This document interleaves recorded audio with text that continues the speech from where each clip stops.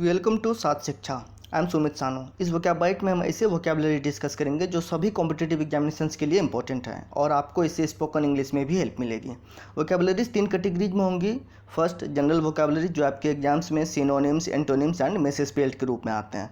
Second, one word substitutions and third, idioms and phrases.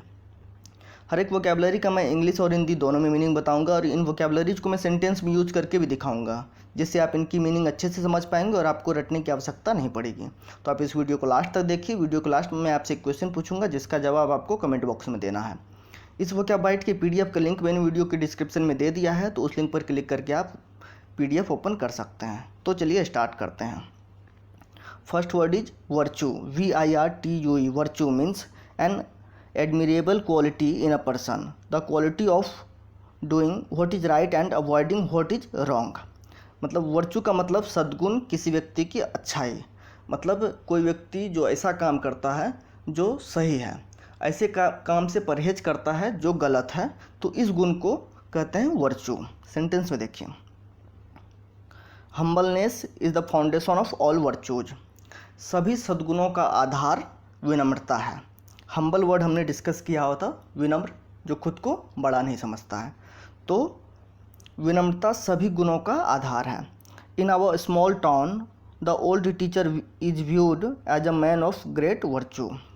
हमारे एक छोटा सा शहर है, उस पूरे शहर में हमारे जो बूढ़े शिक्षक हैं उनको एक बहुत ही सद्गुणी व्यक्ति के रूप में माना जाता है, जाना जाता है।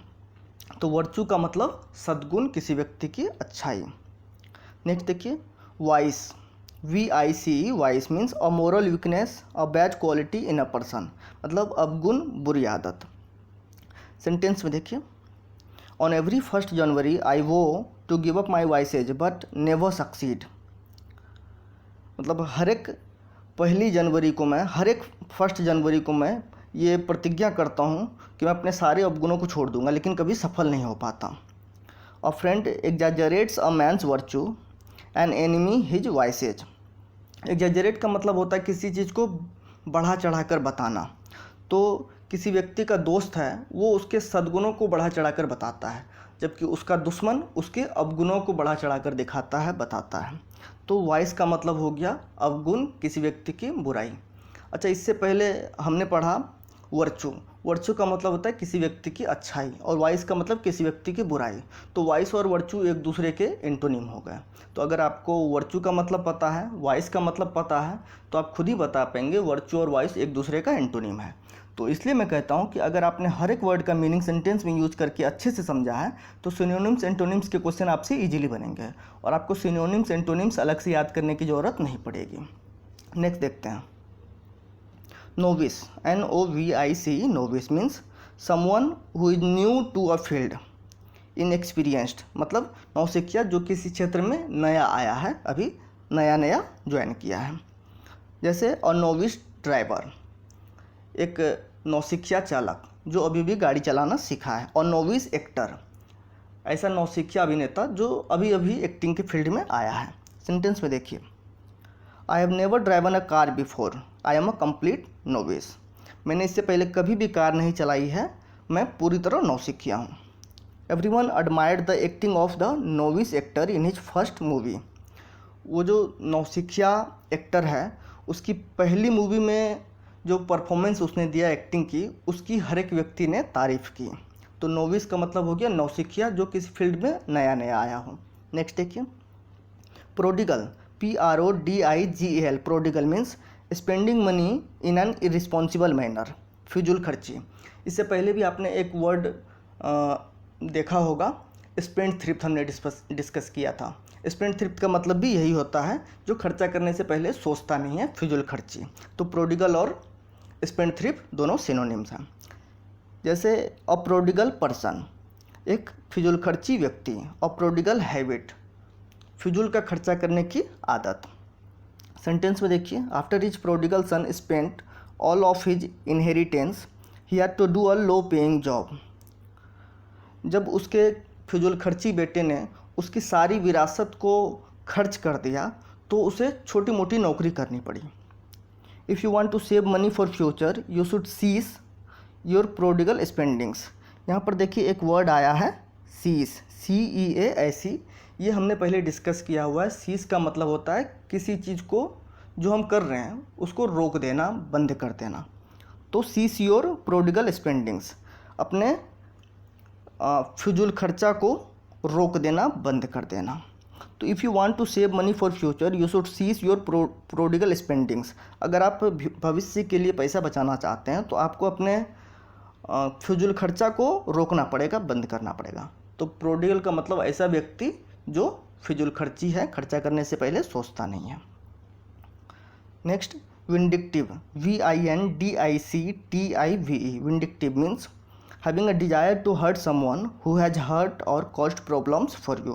मतलब प्रतिशोधी, जिसमें बदले की भावना हो।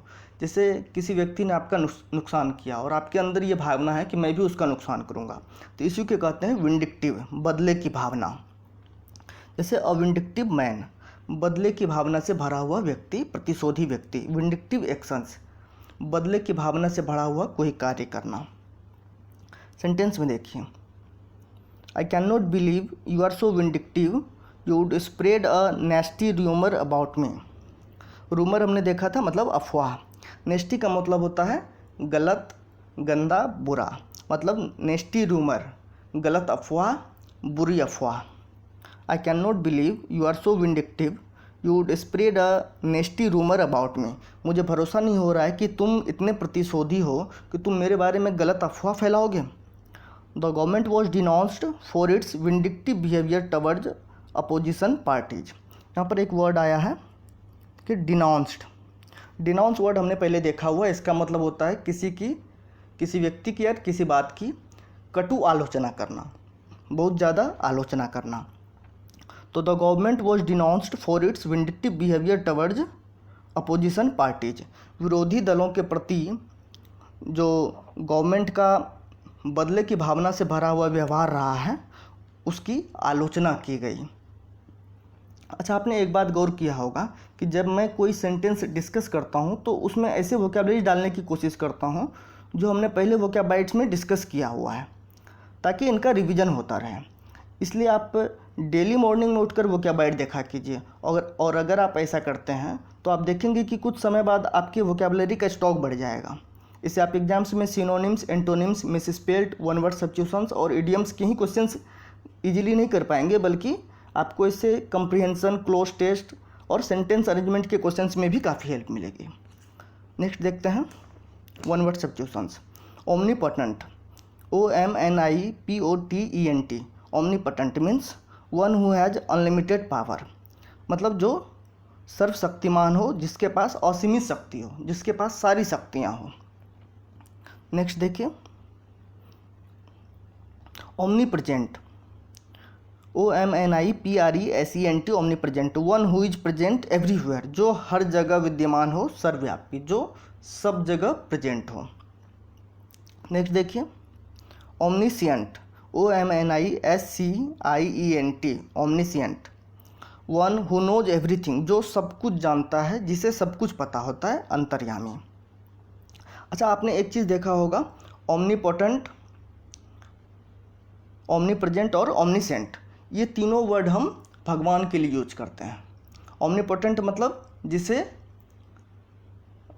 जिसके पास हर एक तरह का पावर, मतलब सभी शक्तियाँ उसके पास हैं। ओमनीप्रेजेंट जो सब जगह प्रेजेंट होता है, और ओमनिसेंट जिसको सब कुछ आता है, अंतर्यामी। ये तीनों वर्ड हम भगवान के लिए यूज करते हैं। और आपने गौर किया होगा कि इन तीनों वर्ड में ओमनी लगा हुआ है। ओमनी का मतलब होता है सब। जैसे ओमनीपोटेंट जिसके पास सारी शक्तियां हैं, ओमनीप्रेजेंट जो सभी जगह उपस्थित है, ओमनिशिएंट जो सब कुछ जानता है।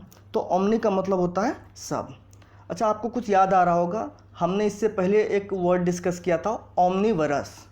ओमनीवरस का मतलब होता है ऐसा प्राणी जो सब कुछ खाता है। वो घास पात भी खा लेता है, पेड़ पौधा भी खा लेता है, और मांस मछली भी खा लेता है। तो ओमनी से रिलेटेड इन सारे वर्ड को आप एक साथ याद रखिए।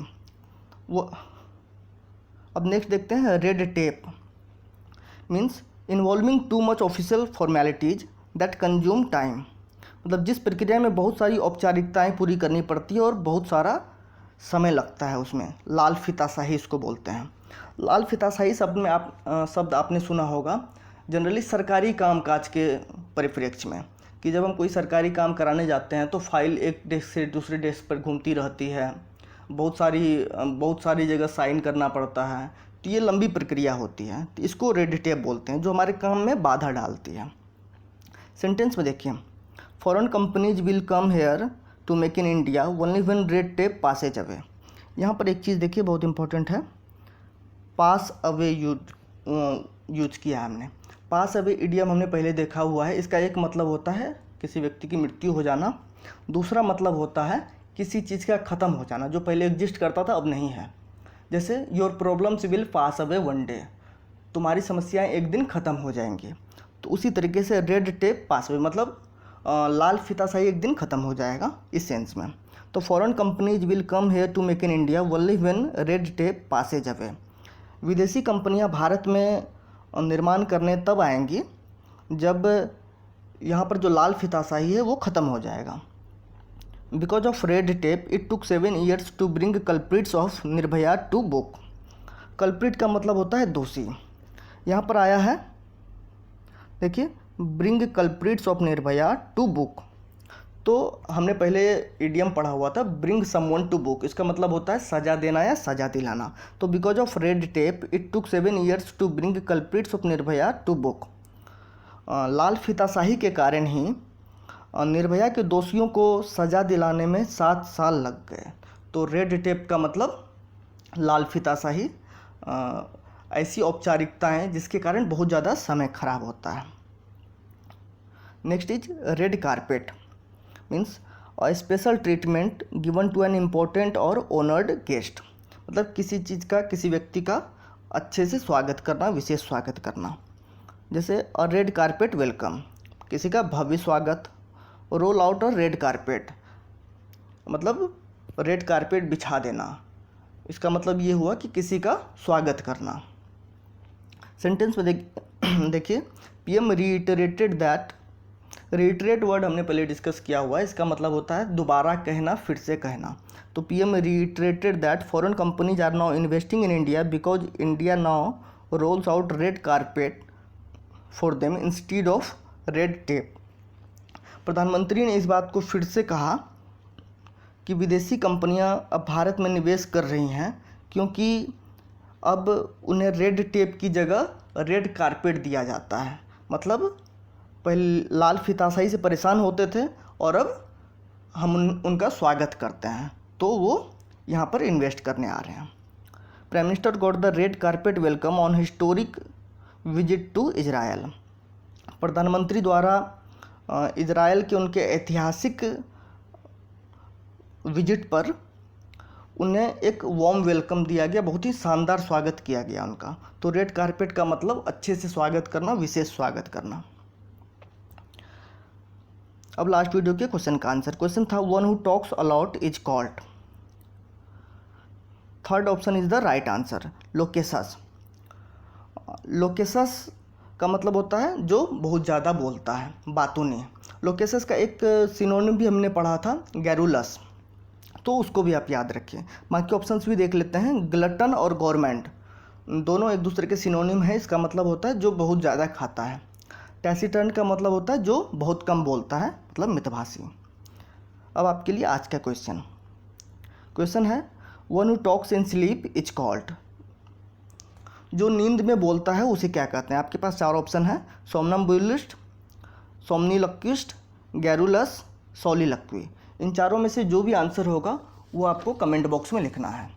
अच्छा, इस वोकैबुलरी में हमने जितने भी वोकैबुलरी डिस्कस किए हैं उनमें से मोस्टली किसी न किसी एग्जाम्स में पहले पूछे जा चुके हैं, तो इसलिए बहुत ज़्यादा इंपॉर्टेंट है।